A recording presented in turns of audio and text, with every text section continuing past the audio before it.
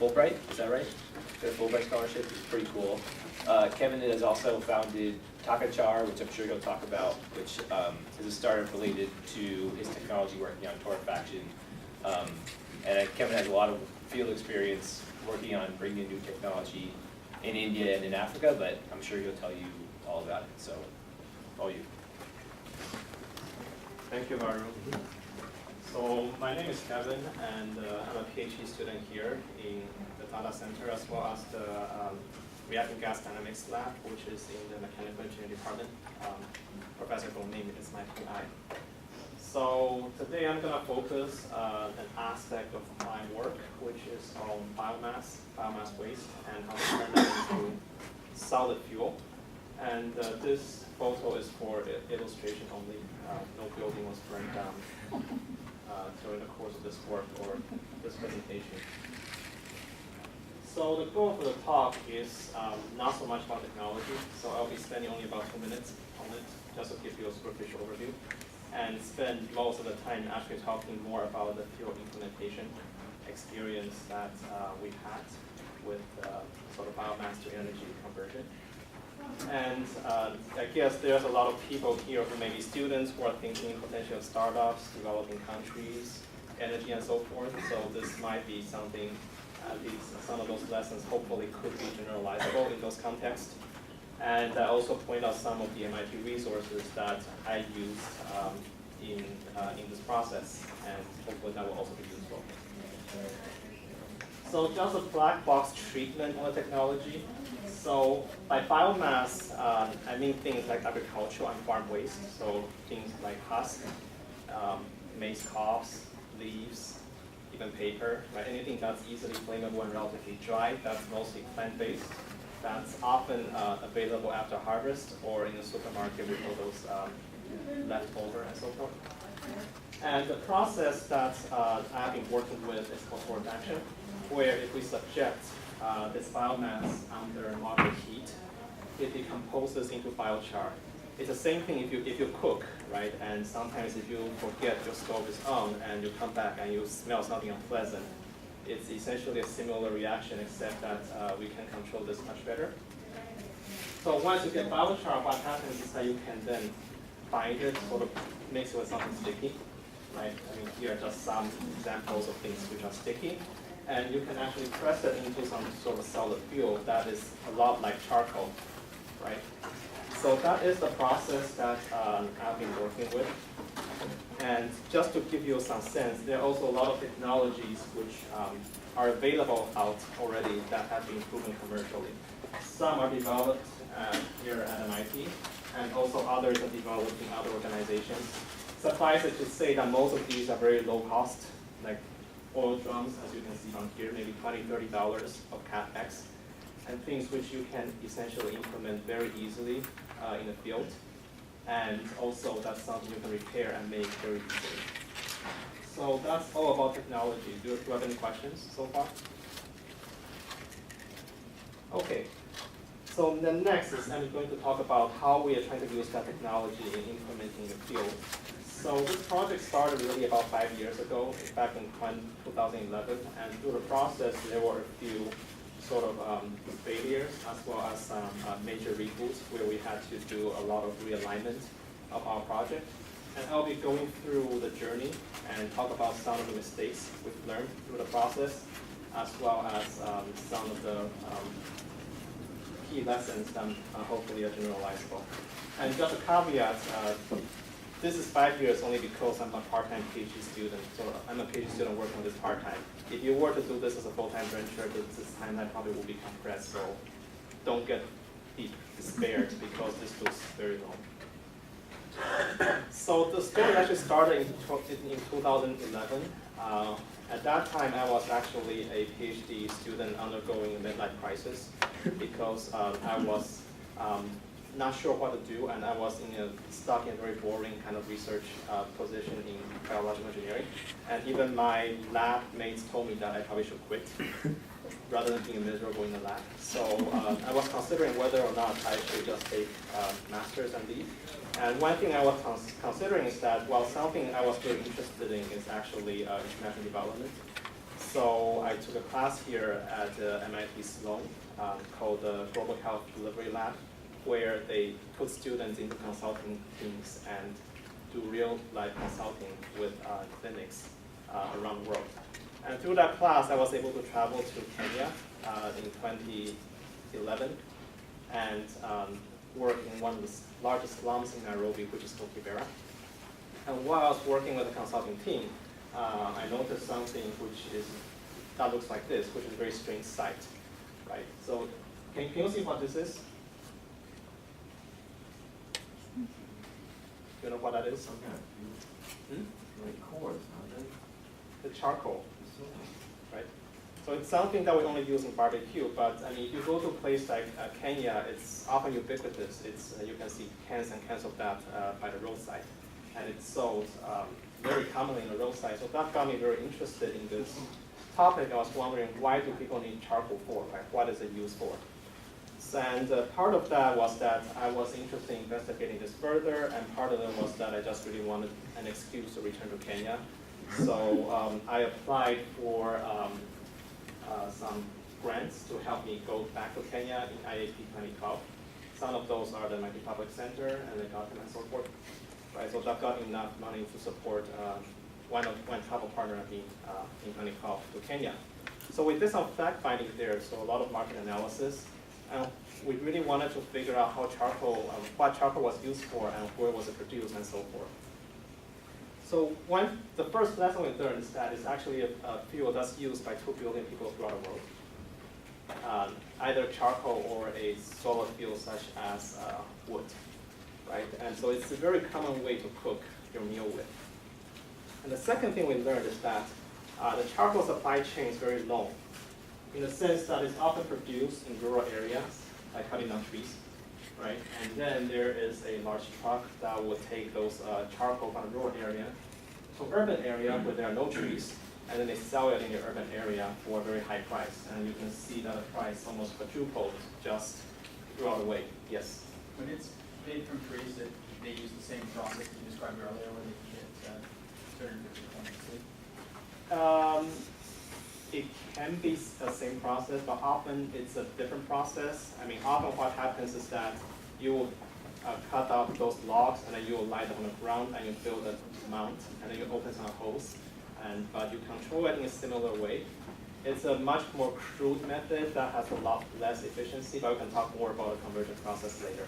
Yeah. Right, so essentially, this is how it's made, and by the time the fuel gets to the urban area, you can imagine it's very expensive at that point. And what we found is that the typical household is actually sort of a relatively poor or middle income household who cooks with charcoal. They pay about $650 per ton of that. Any idea how much coal costs? Right, a ton. 100. Right, 100 or even less. Right, so this is almost 6 times the price of coal. Right, so it's crazy. And in a place like Nairobi, there are about 700 tons a day of charcoal being used. So if you just multiply the number, it's actually, just in that city, is $130 million per year market. And the typical household can spend up to 40% of the total income just on cooking fuel. Scott? Any question? That number, the 700 tons a day strikes, what percent of the population is using, what percent of the population is using charcoal to cook? It's mainly a cooking fuel? Yeah, that's a good question. If you go to the different households, I mean, depending on the income, they use a different mixture of fuel. And so it's not a very clear-cut answer. Some people will use charcoal when they do a long stew.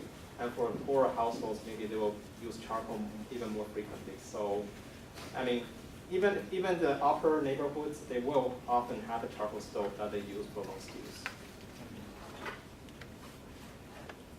So this got us thinking because charcoal is typically made by cutting down trees. So a tree is some sort of biomass, right? It has a lot of carbon atoms in it, so it's something that we thought, well, could we also get this biomass from organic waste? Which is, if you use that, perhaps because waste doesn't have any value, so you'll have less of a cost in making this charcoal. And second of all, it's also more environmentally friendly way to do that. So we also spent some time just working with the urban dump sites and so forth and look at the types of waste they have and whether these are things that we could actually turn into solid fuel. So we found there's actually a lot of waste that is available, right? So we are talking about 200 tons a day of this waste. And a majority of it consists of organic waste. And if they are not used, what happens is that they're often set on fire or left to decompose, which they emit a lot of methane to the atmosphere or create other types of environmental pollution. So our thought was, could we also use this as a means to reduce this waste impact and at the same time make this renewable fuel that's more cost effective compared to the traditional wood-derived charcoal. So we formulated some kind of value proposition where we say, okay, we are trying to turn unmanaged organic waste into cooking fuel, and we address all these social issues. And the way we're going to implement this is that in a place like Nairobi, there are actually a lot of waste collectors and waste pickers. So that's how the waste typically is collected, right, on these hand carts. And they often band together into groups that gather the waste to a central place and then sort them and then sell the valuable stuff such as recyclables. And our thought is that, well, right now they already have a lot of waste passing through these facilities, right? And there's also a lot of waste that they can potentially sort out that's organic, that's also good for making charcoal. So if we provide the technology to help those groups do that, potentially they can make more revenue, right? And then they can help improve their income and also deliver social impact. So with this project, we actually entered into the MIT Ideas Global Challenge competition. And we were fortunate to be one of the winners. We got $5,000 to help us really pilot this project in Nairobi. That was in summer 2012. So this is one of the youth groups, sort of a group of waste pickers and waste collectors that we work with. And you can see that they're trying to make charcoal briquettes from, I think, some of the banana leaves and banana sort of skins they collected on the market.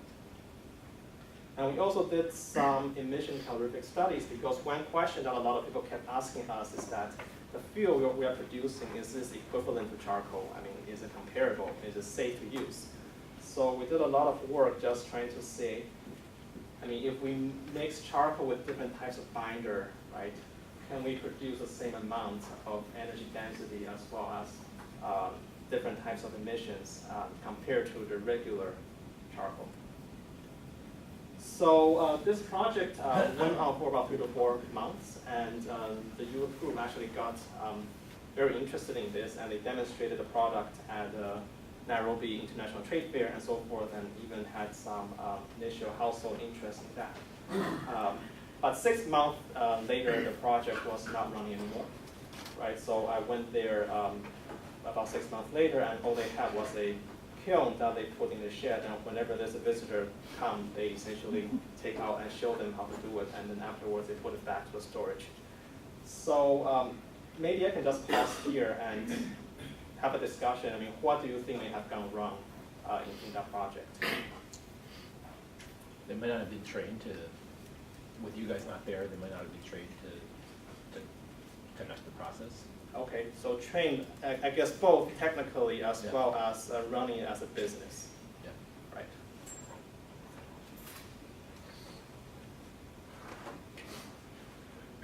So one hint is that there are actually, I mean, these are youth groups, so these are typically a group of about 20 people, right, that they work on a project together, and they often have 4 or 5 projects, such as they collect waste, they sell some of it, they do car wash and so forth. What do you think may be a challenge working with a group like that? Turnover. What's that? Turnover. Actually, it's not so much turnover, but rather the lack of a champion that we found was actually there. You need somebody obsessed with success. Exactly. That's a very good point. So one thing we found, well, even before that, we had some miscommunication already, both with a local NGO that we were working with, as well as with the internal politics with this group. Because imagine if you have a group with no 1 or 2 key leaders, there's often some sort of internal politics you have to contend with. So we also had problems with that.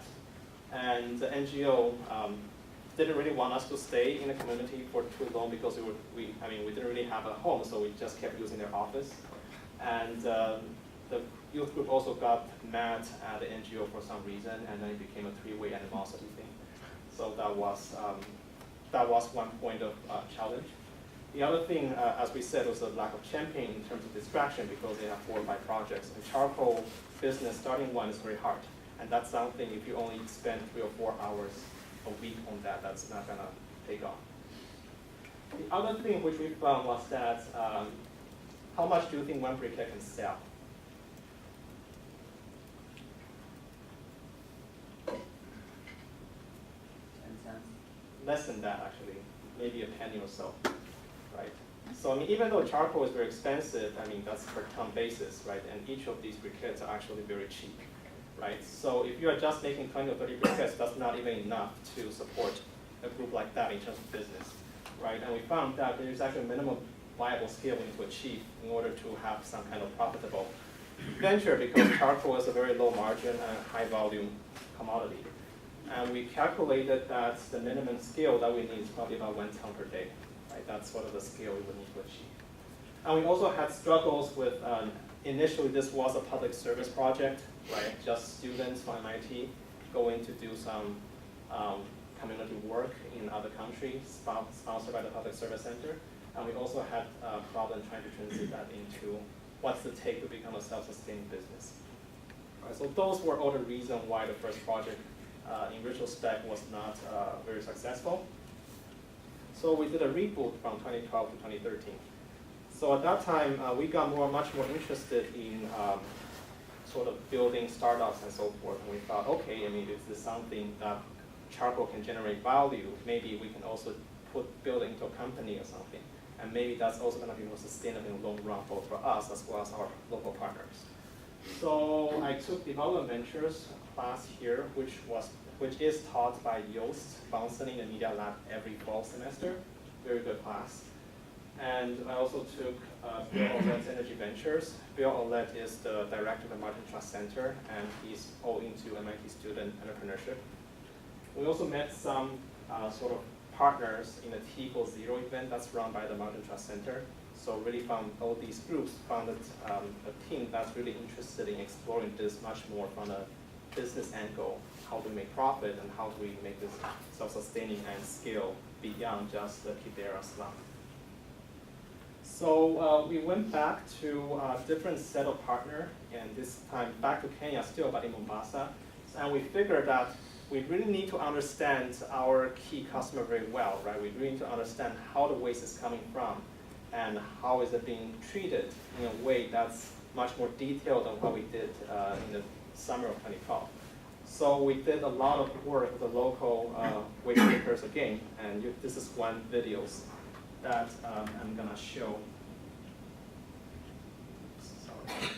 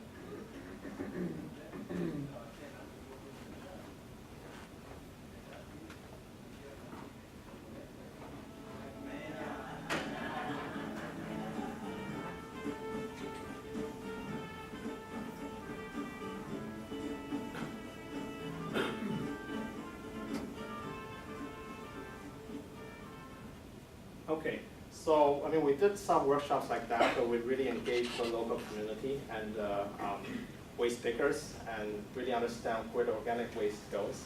And we also did a lot of tracking to better understand how is waste being collected from the community. And we interviewed a lot of different people from the different parts of the recycling value chain. And from that, we really got a pretty good sense of how the waste is being treated through the city of Mombasa.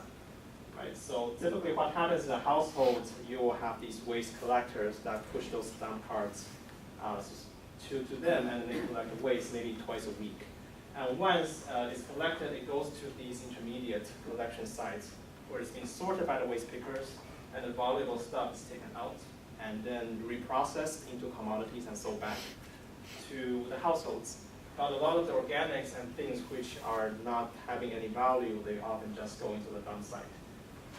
Right, so that was the thought we had, and where in this value chain would it make the most sense for us to have some kind of waste to charcoal operation? At that time we thought, well, I mean, if we want something that's large scale and something that's profitable, probably the place would be actually at a dump site, right? Because that's where you have tons of waste coming every day, right? And you also have a lot of waste pickers who work on these dump sites going through the waste. So we thought, well, we could employ them, and they could also collect and sort through some of the waste and bring it to us, and we have to build some kind of plant and facility to convert that into solid fuel that we can sell. Right, so that's how it will look for us. So with that, we thought, well, I mean, this is a much more ambitious and large-scale project, so we need a lot more funding to help do that, because it's not just something that we can do with a small-scale oil kiln that's costing $20. So we entered into a lot of business plan competitions in the spring of 2013, and we're actually we were quite surprised at how well we did. So we got quite a lot of money from that to really help us start the project. But the project was never implemented. So any guess why? Because once you got the money, you decided that was far enough. I'm just joking, I said, because once you got the money, you decided that was far enough. Okay, then I wouldn't be here today talking about it No, either. I'm joking, sorry. Yeah. The city or the people who are kind of managing the land, what are they doing with that? Right, so there's a lot of sort of inherent interest in the waste collection management business, right? And often very strong interest. Well, fortunately for us, actually, most of that interest is in the valuable waste, such as recyclables. Right? If something doesn't have value, actually, people don't have that much interest in it. So for us, that was good because in a lot of areas, those landfills actually controlled by mafia, so you wouldn't really want to cross their path, right? So one hint is that we actually saw a lot of those projects.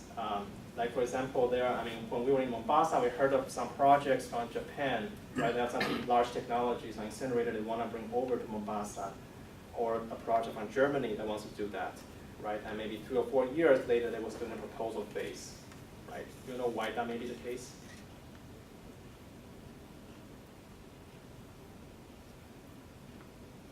Because it takes a lot of study to see if it's really economically feasible. Sure, and not just study, but also in terms of the how slowly things move, right? And there are a lot of bribes and so forth going in place for large-scale projects like that.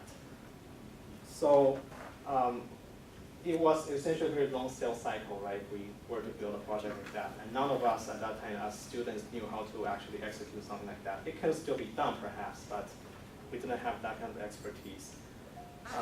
And it's also very high CapEx. And we also found one challenge with, even though it's good that we can get much more waste in the dump site, this waste is much more mixed. So it's very high entropy, right? And once you have a high entropy, it takes energy to try to segregate it, and then it also takes money, right? So the whole business of separating the waste into its organic and non-organic actually turns out pretty expensive, right? So it's not something that's trivial to do and can add a lot of the cost to it. So all that turned out to have a very large risk to reward ratio, and none of the team essentially had the guts to do that, or were insane not to do that. So that was the end of our second iteration of the business, and well, at that time was in a rather impossible situation because we had a lot of money sitting in a bank, and there were all these interested people wanting to know how the project was going, but we needed some way to actually implement something that would make sense for us. So we essentially talked to another resource here called MIT Venturing Service, which I don't know how many of you have heard of them before. Okay, yeah, so they are actually not a very well-known resource, but they are surprisingly helpful. They are actually, they consist of sort of this mock board of advisors that they match each venture with.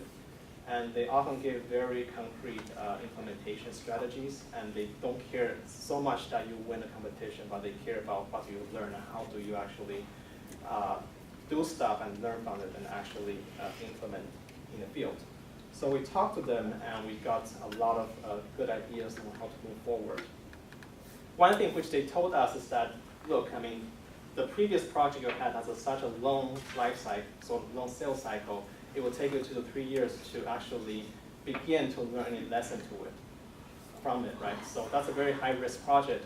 Why don't you take it a step back and sort of focus more on the community level, right? And can you actually cultivate some entrepreneurs, maybe locally, and have them run it in a way that if you have 1 or 2, I mean, even 10 of these village-based projects, you can learn from it and therefore iterate and get better at doing business. So that was the advice. So we took that to a different partner in Kenya. This is the Community Forest. It is actually in the Rift Valley. And as you can see from this photo, the forest itself is actually pretty sick. There's a lot of deforestation. And large part of that is actually due to this charcoal production, and sort of illegal charcoal production, cutting down trees and then trucking back to the urban areas. And the local organization is really interested in finding ways to really stop this process of deforestation. Otherwise, the forest will disappear in the next 8 years. And they're also interested in coming up with some kind of income-generating activities for the local villagers so that they stop making charcoal if they can find something else that's profitable. Right, so that was sort of a set of the context for our project to add value. So we worked with them and did a series of community-based workshops, and just over the course of 2 weeks. So it was not a lot of work on our part, but what the organization did with the project afterwards was actually nothing short of amazing, because they took this to the 7 surrounding villages. They founded about 100 of those reactors, and they set up their own kind of charcoal business. So as you can see, this is Kavita, who actually is one of the expert briquette makers in this process. So this is something that is of some success to us, and we thought, well, that's very encouraging. And we thought, okay, and could we do something, could we build onto this more, right? So we thought, okay, let's maybe do it more formally, right? Can we actually start hiring local entrepreneurs, so to speak, and really pay them to try to set up these businesses where we also own some kind of interest in it and also learn from them. So we hosted a workshop in Nairobi, sort of first charcoal workshop there, and invited delegates both from Kenya and Tanzania there, and we had a full day discussion on what it takes to build these eco-charcoal businesses. And from the group, actually there were 3 people who were especially interested, and we ended up hiring 2 of them to really help us implement these projects. So one of them, his name is Steve, he actually comes from the community called Meru, where there's a lot of coffee waste. They grow a lot of coffee there. So he was interested in using that as a way to make briquettes in his community. So we piloted a new sort of reactor for that. So, and we actually got some good biochar on that. But ultimately, this project moved very slowly. Number one, because Steve, he also has multiple projects going on, and he was only doing this part-time. And after about 6 months, I realized that we actually weren't learning too much from it over time. So there came a day when I just told him, look, I mean, this project's not going anywhere. You don't have what it takes, so let's stop it. So that was it for the Miro project. The other project was run by an entrepreneur called Samuel, and he went to a different community called Moya. It's a different community where they grow a lot of rice, and what they have is a lot of rice husk. And typically what people do with the rice husk is just to set it on fire, which creates a lot of smoke because there's nothing else to do with it, right? And his idea was to say, can we actually take this and also make it into these low-cost fuel briquettes? So rice husk is a bit of a challenge because it's very dense, so we also need to come up with a new way to try to convert it into biochar. And once that's done, we actually were able to produce some briquettes, as you can see here. But one thing we quickly realized was a challenge we haven't foreseen, and that is that those briquettes actually get covered in ash very quickly. And the reason is because the rice husk and rice straw, this rice waste, is very high in silica and ash content. And when you try to turn that into biochar, you'll even increase silica content even more, so you end up having 40 to 50% by weight of ash. And when you have so much ash in a briquette, it actually doesn't burn, and you end up with something that's rather useless. So it was not a very successful product in Moya, and we sort of say, well, what do we do now? We have a lot of rice husk, but I mean, what do we do with that? So we got a bit desperate, and Samuel actually did some exploration, and he actually found a mosquito coil company that was willing to buy this biochar from us. It came as a surprise to me because I thought, well, what does the biochar do with mosquito coil? It turned out that mosquito coil is something that a lot of households use indoors they burn it indoors, and it releases an insecticide that drives out mosquito, especially during the night when people are sleeping. And traditionally, mosquito coil is made from this biochar base, right? That's only laced with insecticides. And what happens is that when you burn that mosquito coil overnight, it's a very slow burning process, and it's very incomplete combustion, and it ends up producing a lot of smoke. In fact, they did a study showing that burning one mosquito coil overnight releases as much smoke as 130 cigarettes. So the thing is that if you were to replace that biomass with a char base to make mosquito coil, you can drastically reduce the amount of smoke that is emitted by up to 90%.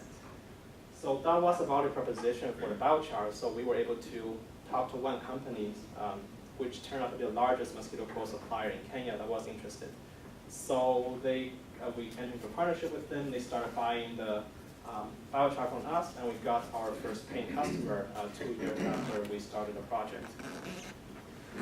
So the project went on for a few months, and everything was actually very amazing. And eventually, we ran into some trouble. Number one is that the price is very high for making the biochar compared to biomass, so it's not competitive in terms of market. Number two, they're also very far away, so it costs a lot for us to make transportation, and we are not really making much profit anyways.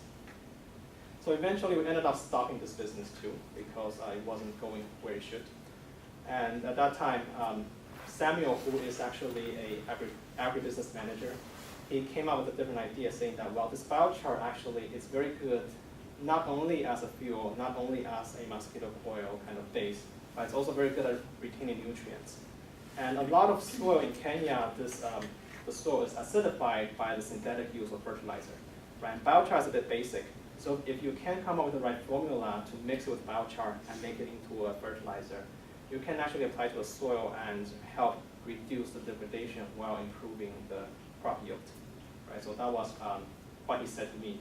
And at first I was a bit skeptical of the idea because I thought, well, we already had some sales in mosquito coil business.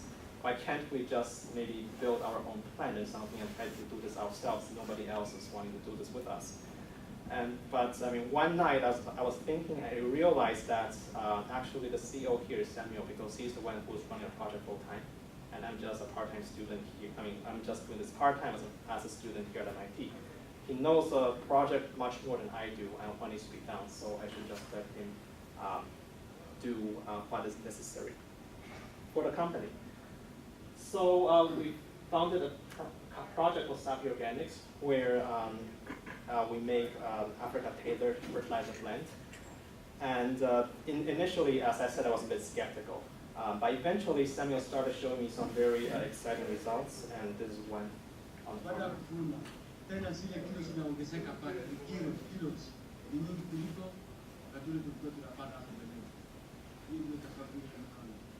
crops are more yield than seed. Right, so essentially with this, it actually turned into a business that is still actively running today. And I think last month, they just broke the revenue of $1,000 a month. So it's still relatively modest business and obviously not cash flow positive yet, but there is sort of an sort of the endpoint tool, where we can see if we can do this and do this, then the company will be profitable. So it's a very exciting development, and we are still keeping eyes on this growth. So I sort of digressed a little bit, and I was starting from the solar field. I know we went this digression to the fertilizer. Go ahead. The fertilizer was made from rice husks. Rice husk biochar, and we mix it with some kind of ingredient. What was the arsenic content of the rice husk? We haven't tested that. Yeah, might want to do that Yeah. because certain soils you can get a lot of arsenic concentrates. I And see. you don't really want to be spreading that on fields that Yeah. don't have it. That's a good point. Though I think maybe to address that a bit, a lot of farmers also have a practice of spraying rice husk ash in their field, and they've been doing this for hundreds of years. So I assume, well, if there's arsenic, it probably should have shown through these time. But that's something we definitely should check. Subclinical doses of showing that much. Sure. Good point. Yeah, so let's bring the topic back maybe to the solid field again. So at that time, I was still very interested in seeing, can we actually show that this biomass waste to char business is something that's sustainable. So through Innovate Kenya, which is a program that was run by, David Senge here at the Media Lab, we were connected with a group of high school students in rural Kenya, plus an American exchange student, who was very interested in this waste to charcoal idea because 3 of them grew up in rural Kenya, and Tom, Ian, and Brian, and they actually saw firsthand the need in their households of this charcoal challenge. So they came together and tried to start a briquetting company, and they needed some technical help. So I actually became part of their advisor. So they started a company called Green Char, and they were making those briquettes from the bagasse waste in the western part of Kenya, made from the sort of the sugarcane trash. And they turned that and carbonized part of that, and they turned it into briquettes that they're trying to experiment a community kiosk distribution model, where they are selling via these local women entrepreneurs to the community at a price that's about 20 to 30% cheaper compared to the traditional charcoal.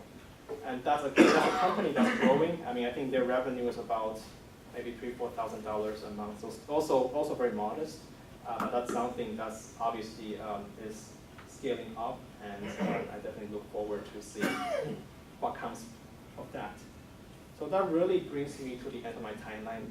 Now we are here 2016, and there are a few sort of ongoing stories, Safi Organics and Green Char, after a lot of meandering. And I'm curious to see what happens to that. And one thing I also learned from making all these different mistakes is that one thing in common is that we're actually pretty good at, or we have had a lot of experience setting up these community-based projects, right, that are locally run, locally owned. And we help the process and perhaps retain some share in that. And one thought that came to us is that, well, perhaps this is also a business opportunity for us, right? As MIT students, we may not necessarily be the expert in selling charcoal or fertilizer, right? We don't know local language and so forth. We are pretty good, hopefully with some technology. And we may also have some business expertise in setting up some of these, or at least helping set up these enterprises. And perhaps that alone is, sort of this combination will be something that we can bring value potentially in a future company. So with that, I will close, and take any questions, or if you have any other questions, you can also send us email at trasherscash@mit.edu.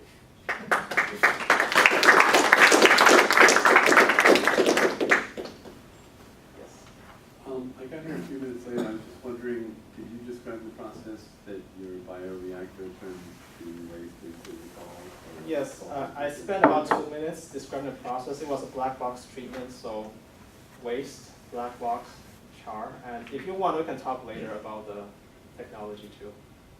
I'm just curious to use any type of compression. Yes, so there's a compression step. Yeah, I just thought perhaps the implementation will be more exciting as a talk than the technical aspect today. Could I go further into this rice husk business? Rather than turn it into biochar or charcoal, I work in Tanzania, and a lot of the brick makers there who are firing clay bricks use rice husks as a fuel in their kilns. Is there any problem with that? I mean, do those bricks end up somehow poisonous? It should be fine if you don't eat them. If you don't eat them? Yeah. Well, we use them in the foundation and the chimneys of wood No, stove. you really only got to worry about ingestion. Okay, because we use them in the foundation of a wood stove, so there's fire around them. I think you actually would have to burn them. Okay, thank you. Make it- Good, because it's a good fuel for making brick. Yeah. Yeah, and in fact, we see a lot of that. I also do a lot of research in India, and we also see a lot of utilization of biomass for heat, right? I mean, for bricks, or for other types of industries. And one thing that that I learned from the process is that these different types of biomass, I mean, they are very context dependent, right? So if you have industry nearby that needs to use as a heat source, then obviously that's the most economical way to do that, right? But in many places where it's very remote, you don't have that option or that market to make heat or anything. And it's in that context we realize that's where our process actually adds the most to it. So, are you familiar with the company Husk Power? Yeah, Husk Power Systems. Yeah, and they're not, do they make a briquette before burning, or do they go straight into the generator? Yeah, so I actually visited them in Bihar last year, and so what Husk Power does, for those of you who don't know, they have a sort of a gasifier system. It's essentially a machine that if you put biomass, what comes out is gas, which you can then burn to generate electricity. So they supply those rural communities that are off-grid with electricity, and not so much for cooking or anything, but rather for sort of charging cell phones and maybe a light or two, right? It's not enough for that much.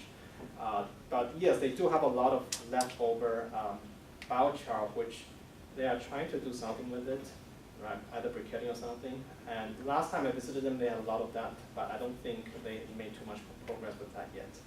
Well, it could be an interesting model in terms of increasing the economics of the product, because I mean, they're using rice husks Yeah. too. Definitely. I was wondering, what was your relationship with your collaborators in Africa? I guess did they just see you as someone at MIT who was here to just do a project and leave, or were you guys, or did you, I guess also, like was it a mutual relationship in terms of investment and stuff and other business life ideas? Yeah, that's a great question. I think that's something that's probably gathered also evolved over time through the many years, right? Initially, it was just MIT students doing a public service project, right? I mean, sort of no equity, nothing, right? And later on, we started thinking, okay, can we be an implementation partner in some way, right? And with Safi Organics, and I'm one of the co-founders, and sort of on the technical side. Obviously, I'm a full-time student here, so I don't spend a lot of time in the company. So we split up the shares sort of according to what our contribution will be. And with Green Chart, one of the advisors, so I think there's also a lot of, without this project, there's also a lot of investment that's needed to make that happen, right? Because, I mean, setting up a briquetting plant is not something that's gonna be cheap as implementing those kilns. Often we're talking about 50K, 100K or so forth. So a lot of the financing is something that we've also supplied to these companies as a form of convertible note.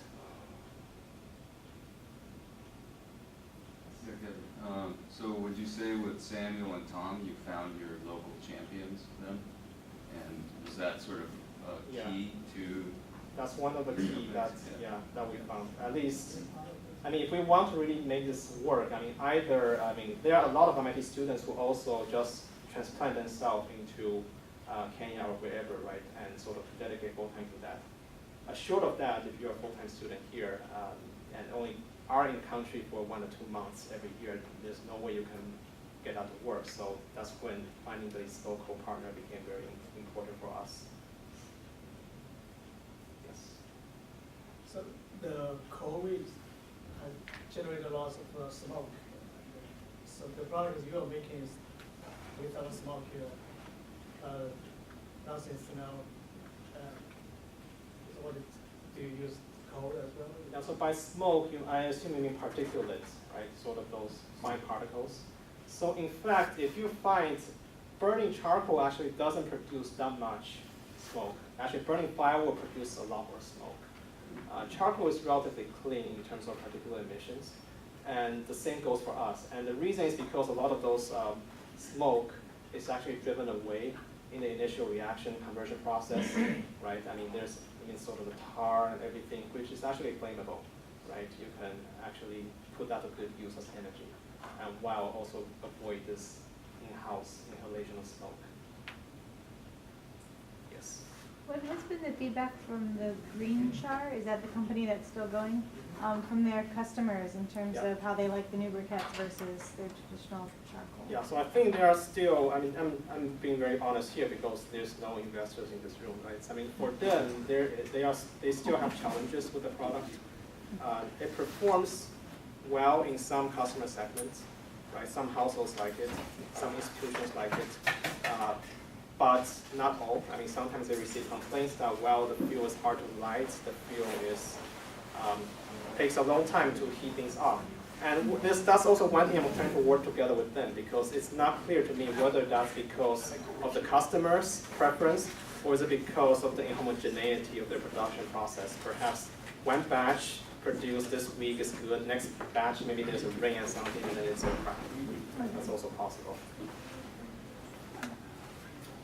Well, I know you have another event to go to tonight, so can we thank Kevin once again for taking the time?